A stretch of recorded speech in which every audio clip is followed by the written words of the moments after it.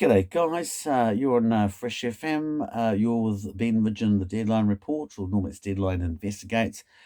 Today's show is pretty much just going to be me having a little bit of a chat and think to you guys about what's going on around the world. Uh, and it's I'm finding things to be incredibly emotional. I'll give you a bit of background. Um, aside from COVID, my mother passed away pretty much on 2019. In fact, 2019, November 27th. My mum was one of my best mates, and we had some really great deep chats, and way I'm the kind of person I am that there are a lot of people in the world who I really, not that I don't like people, but there's only very few people that I get to have really kind of conversations that kind of really make the, I get to go deep, and my mum was a deep person. We had some fucking amazing conversations. And so when I look at these things that are going on in the world at the moment, and I think, who would I really want to talk about these with?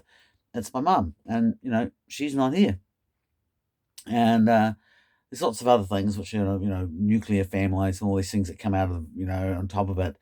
Uh, and then of course COVID comes along, and I've had a business which I wasn't the New York Times or Rupert Murdoch, but I had my business for 20 years, and I put out a good little newspaper, and I was pretty proud of the fact that it was a kind of a counterculture thing, an alternative, and I'd like to think I had good standing within my own peers.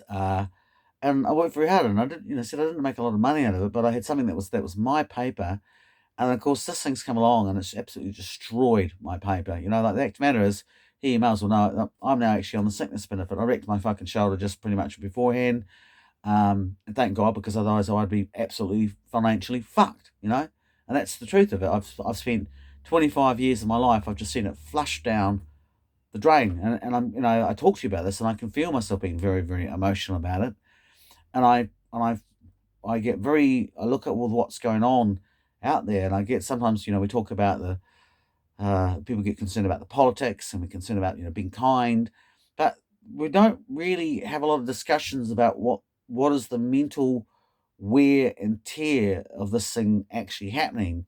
And the issue is, I'm trying to keep this as neutral as possible, but there are people that, regardless of what's happening out, that have already lost their incomes. It's actually impacted their marriages.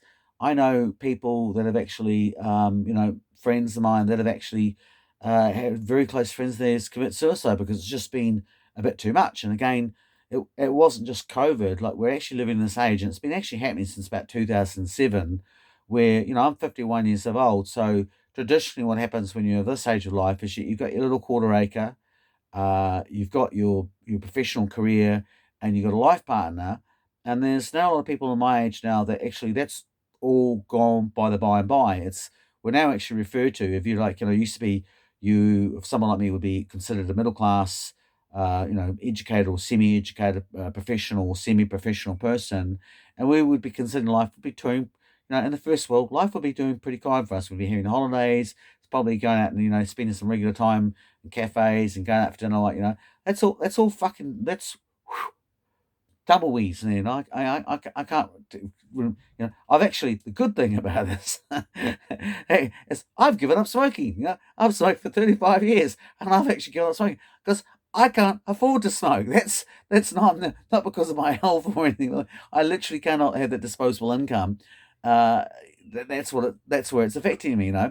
And yet I'm kind of lucky ones, because ironically, has been on the precariat is that I don't have a life partner, I don't have kids, I don't have a mortgage. So at the end of the day, as long as I meet my base fucking expense costs, and as I said, good on Her Majesty's service. I'm now joined that wonderful club of sickness but gone, from being a professional, had his own business, to now I'm a dole bludger, basically. You know, that's so much for your self esteem, and you know, this is not kind of how I thought things were going to happen when I was 51 years old. And in reality, of course, there were things like other bits and pieces that pretty much I always knew in life, that by the time I got to 60, there was some plan B and C, that life was going to look pretty comfortable for me. And I'm now actually finding, and some of my Maori friends out there are going to have a laugh at this, going to go, "Oh, now you know what it's like, honky." But I find myself going, I've gone from what it must have been like for the North American Indians, who life was going pretty well for them, and they had the life of living, and then all these white bastards turned up. I'm allowed to say bastards on the air, Matt, and suddenly went from the lifestyle of living to they went something that was crazy. Ball turned around and said they went to the age of survival. And that's where it is. That's where I'm at. And I'm still a lot better off than other people because I don't have any of these overhead cost scenes. Um, and it has actually meant that I've had to turn around and I'm now actually living in Bluff, which I've got a lot of really cool friends there, and I like Bluff a lot, and it's a really cool place. But again, wasn't quite where I thought I'd be living when I got to the age of 51. And there are a lot of people in places where I'm around where I've got other things which interest and so on, which I was really into, which meant that I wouldn't have lived in Bluff normally. But because of the way the world's turned, all that shit is now redundant. So I'm just looking to actually live in a place where I can actually afford to live in, and still be able to actually at least do the one thing, which is carry on with my writing and my art, which that's my writing is my art.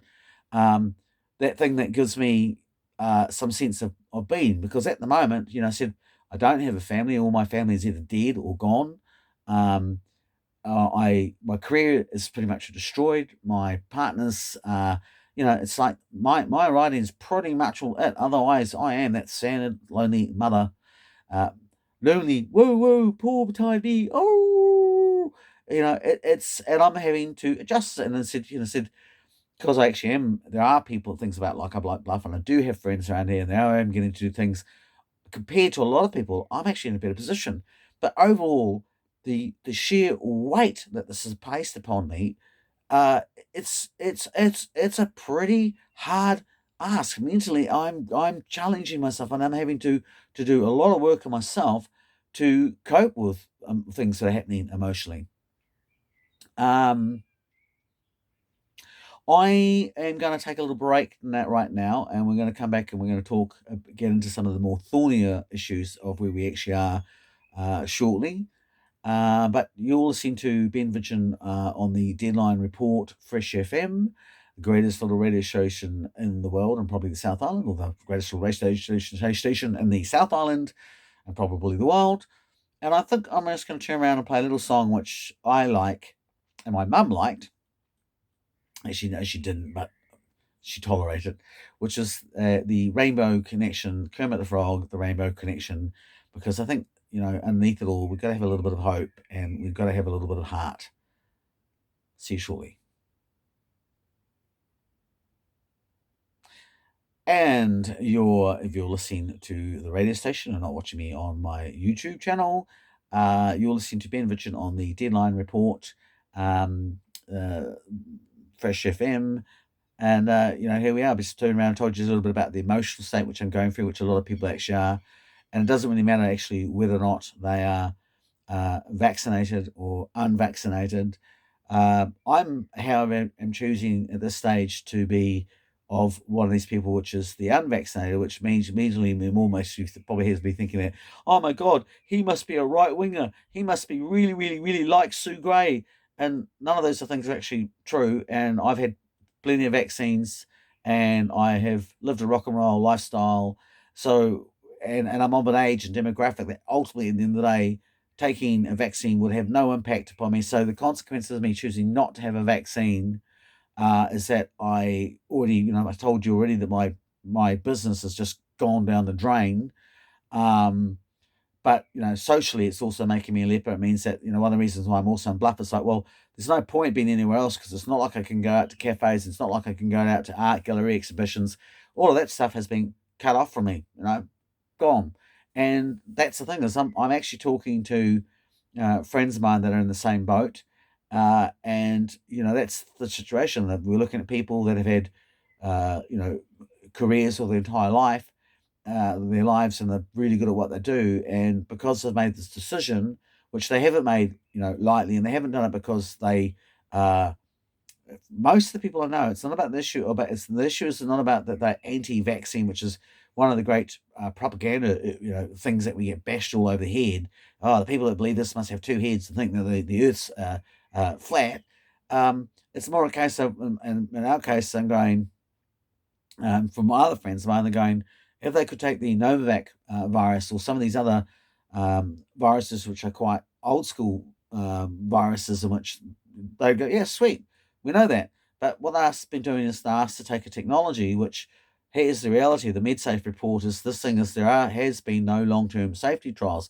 I can actually read you right now from the EPA report that basically confirming that this thing is a genetic GMO. They say no, it's not an organism until you actually turn around and the same report turns around and says, according to section blah blah blah, and then you read that and go, well, this is an organism. So it's kind of like the states having it both ways. But I'm not going to get into this issue. I'm not. My point today is that I'm not. This is because I'm like anti-science. For me, I really don't like the idea that we're actually living in a country where, um, if you do a comparison against, say, for example, Japan. In Japan, they don't make the vaccine mandatory. It's voluntary. They have given people not only have offered them choices, but they've actually made those choices available, which is not the case in New Zealand. New Zealand, there are choices. There's AstraZeneca, I think Janssens, and then there's the obviously the Pfizer vaccine, but try and find actually any of the things other than the Pfizer. Good luck to you. I don't think that the Novavax vaccine will actually become available. That's my own personal viewpoint.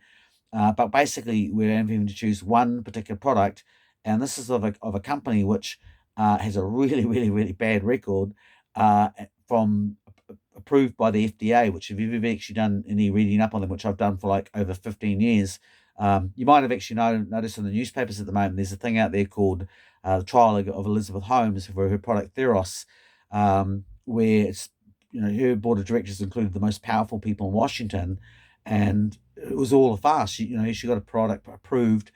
Um, I don't really have a lot of time for the FBI. I think they are really quite a corrupt entity, and they are largely getting to make calls through fast tracking, which in New Zealand are just being accepted. Um, and the Ministry of Health, according to the Official Information Act that I've required, say, well, they needed sort of details off Pfizer regarding the actual polyburden of the nanoparticle, and they've given them that particular information, but only that the fact that it actually is to be able to define whether or not it is a GMO, which the EPA says, technically speaking, it's not, until you actually read further into what they say when they go, well, it's only not a GMO because it doesn't replicate itself, but it's still a GMO because of all these other criteria than the normal circumstances.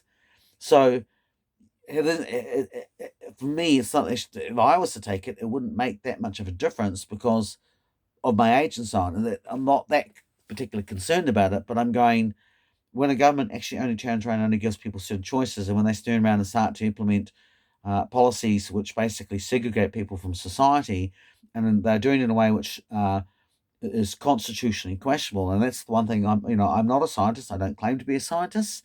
I don't even claim to have legal expertise on this matter, but I am a qualified political scientist. So constitutionally, I'm looking at this thing and I'm going, no way, no way that I ever grew up in a country where it was meant to be the state only had the power and that you had no inalienable rights.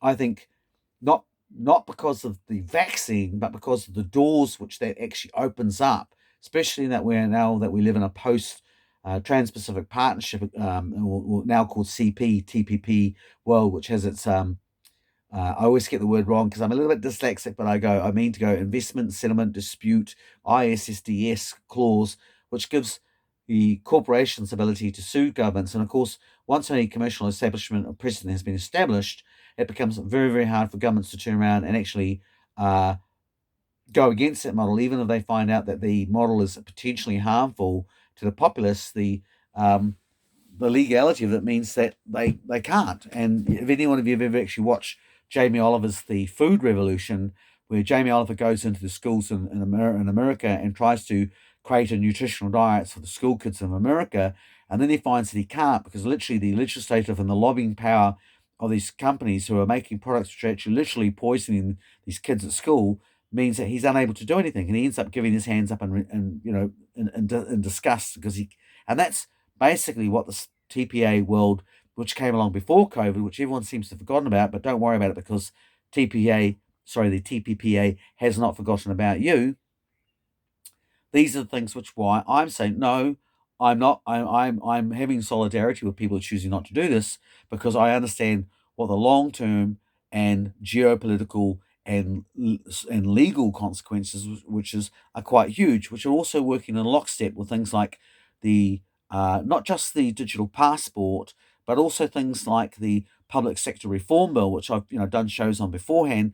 There's a lot of legislation which has been passed through in the last 2 to 3 years, which when you look at collectively, it's not one single piece of string is the issue. It's all these pieces of string together make up some really nasty things which continue to move forth and centralize government by people that are actually not, to put it another way, the whole point is that if we turn around and we say that we are in a state of emergency because of the COVID virus, which I think is a very valid position, but there is also meant to be principles of laws which say that when you're in that situation, it actually behooves the government not to become less transparent, not to become less accountable, but to become more. And yet, all these things that I'm saying to you collectively, when I look at this legislation, such as the public sector reform bills that have been passed through, the Maori Land Reform Bill, which again is quite a nasty bit of real estate that actually really goes against the Treaty of Waitangi.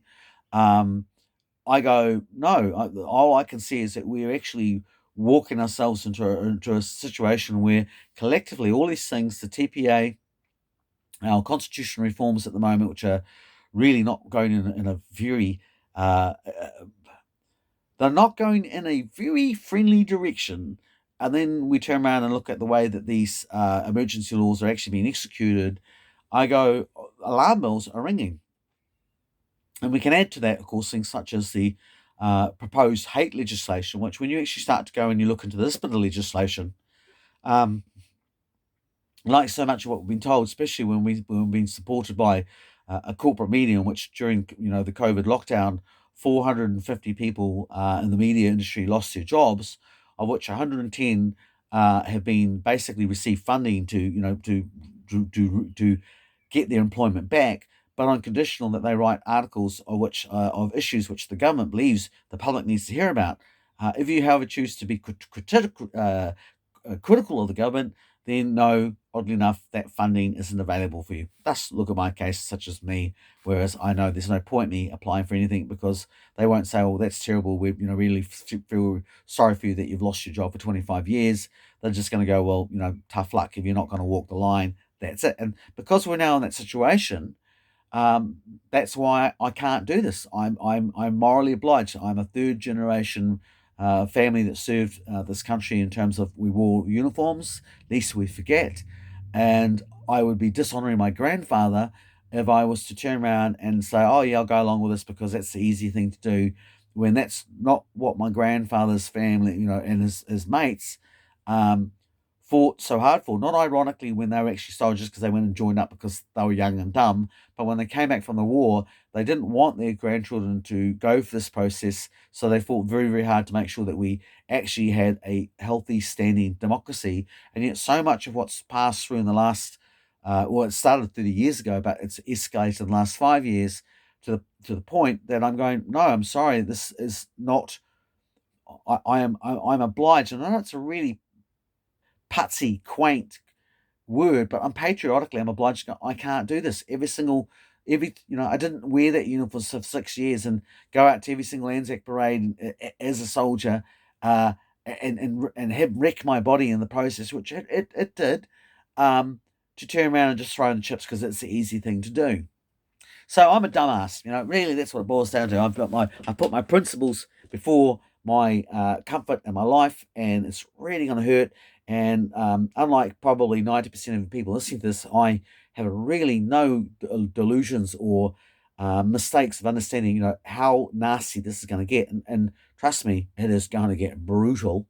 Uh, but I've gone, no, I'm sorry. That always that line came up. What did you do, Dad, during the war?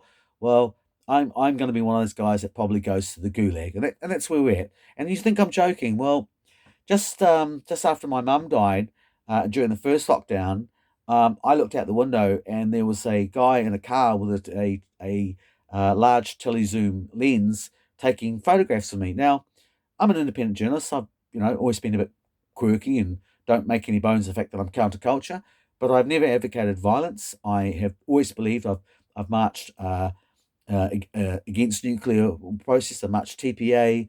I've stood up on behalf of Maori rights. I've stood up on behalf of uh, of homosexual law reform bills. I've defended my friends that choose to have their own lifestyle, and I've overall, made a really good stereotypical, lefty in my entire life, and I've been told a lefty, and now suddenly the media's saying I'm a right wing person, and I've got people taking photographs of me outside my window, and I'm actually really, really worried and concerned, as I've had probably 5 to 6 newspaper articles have attempted to associate me with right wing politics of a kind which I am really just that's probably the only thing that really makes me angry, because if anyone's ever actually read my CV and read my books and my magazines, my newspaper articles, I've spent my entire life standing up for diversity and for democracy and you know everybody's rights. So now that I'm actually getting newspaper articles that are trying to associate me because I dare critique and I dare say that no, actually, the government is not the one true source of truth, and that actually it's not the job of journalists to actually just go along and roll over and do what the media, what the government wants you to do. I'm actually having real pressures applied upon me in a way that are things that you only ever read about in third world actually happening. You always think to yourself, how are you going to respond when this stuff actually starts happening to you? Well, it's happening to me, and it's happening to me. Said after my mum's died, not that long after, really after my partner's broken up. I'm watching my business destroyed. I'm watching my friends actually their lives are actually they're just going through so much grief, and this includes my friends that are vaccinated, because I don't have an issue of vaccination or unvaccinated. As a journalist, my job is to stand up for everybody's rights. There's not rights.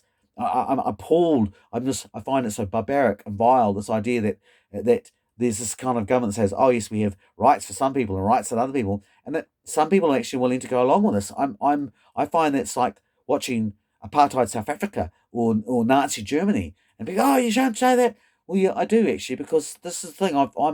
I'm an historian.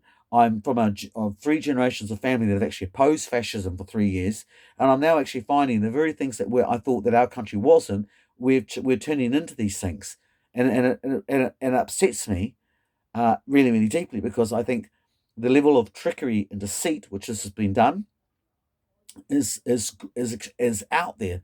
Um, I also believe, as I was saying to my good colleague Nikki Hager the other day, and he was saying, oh, guys that go against the freedom or the groundswell, oh, they need to really question themselves. And I'm saying, well, Nikki, you need to kind of get over it, because everyone part of this is actually anti-vaxxer. A lot of us are actually just really opposed to the centralisation of government and the absolute deviation from transparency and accountability, which, as I said to you, in a national emergency should be more, not less. But I do agree with you, Nikki, that there are elements within the right wing that are actually being funded from overseas.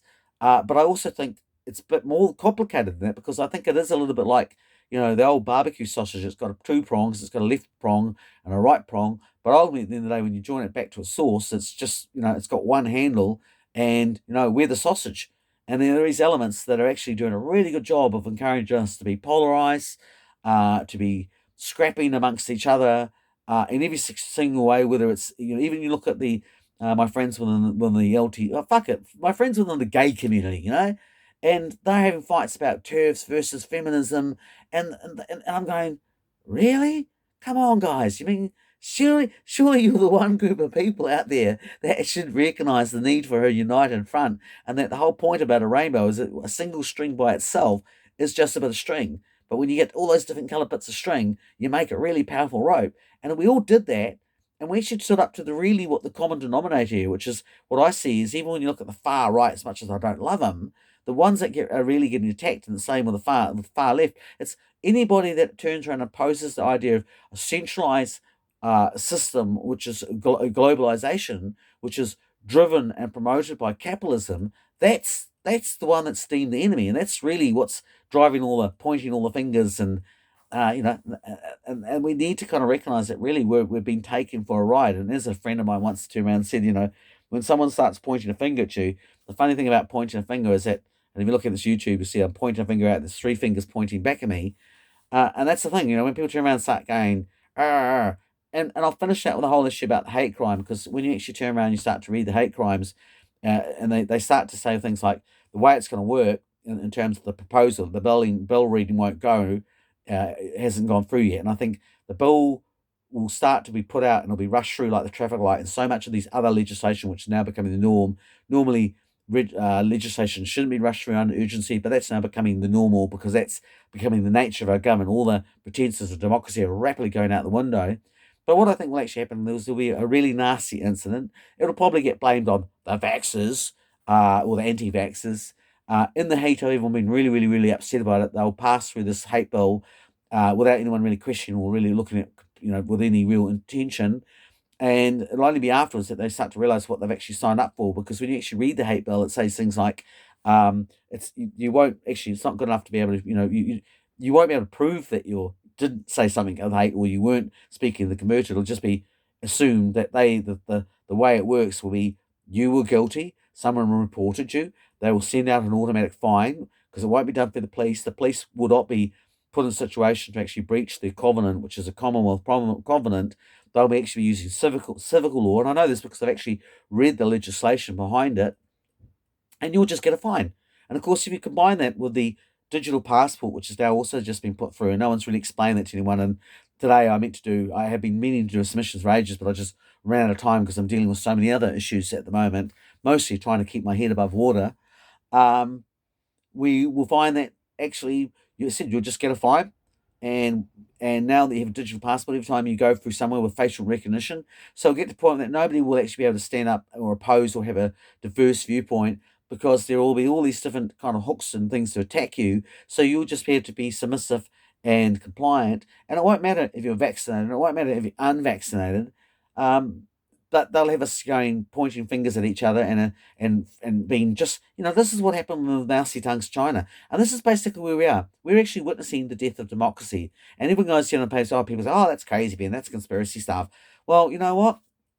If you haven't actually really looked out the window now and realized actually how feral things are getting and how dangerous they are, then you must be living in a really wonderful world. Because where I am, I'm really heartbroken, and I just want to go home and hang out with my mum and have a really, really, really good conversation about how crazy it is. And unfortunately, mum's not around anymore, and I really, really, really miss her. This is Ben Vidgen reporting on the Fresh FM, the Deadline Report. Take care, be kind, and love everybody, guys. Because at the end of the day, we're not bad people. None of us are bad people, whatever our viewpoints are. And once upon a time, as Kiwis, that used to be one of our unique situations, was that we all actually were tolerant of each other. Just saying. Take care. Love you all.